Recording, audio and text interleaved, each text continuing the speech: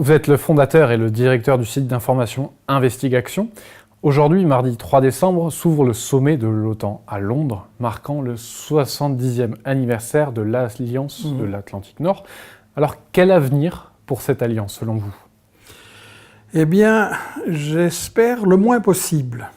Je pense que l'OTAN est, comme je l'ai déjà dit il y a quelques années à l'émission Assassinée par France 2 de Frédéric Tadei, j'ai dit l'OTAN est une association de criminels et je continue à le penser.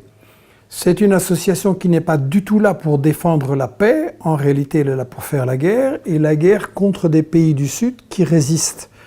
Elle a, en fabriquant des mensonges et en manipulant l'opinion publique, provoqué des catastrophes en Yougoslavie, en Afghanistan et en Libye, fait des manœuvres navales autour du Venezuela. Et donc c'est vraiment c'est le bras armé des multinationales, et qu'elles soient dominées par les États-Unis ou qu'elles deviennent plus européennes comme Macron, certains le voudraient, je pense qu'il y a vraiment une bataille pour les progressistes à faire, une bataille pour la paix si j'ose dire.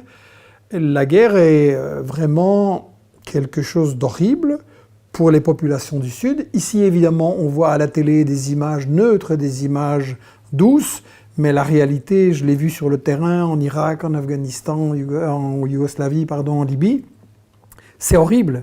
Et donc, la guerre, d'après la charte de l'ONU, étant le plus grand crime contre l'humanité, on devrait avoir une grande mobilisation pour l'interdire. Donc, je souhaite à l'OTAN zéro avenir. Et donc, que pensez-vous des déclarations d'Emmanuel Macron contre l'OTAN qui est peut-être trop dominée par les États-Unis et par la Turquie ? C'est un peu les déclarations du fiancé déçu et jaloux. Moi, je crois que Trump veut pas mettre fin à l'OTAN, mais il veut que les Européens payent plus, en fait, pour acheter des armes des fabricants d'armes des États-Unis.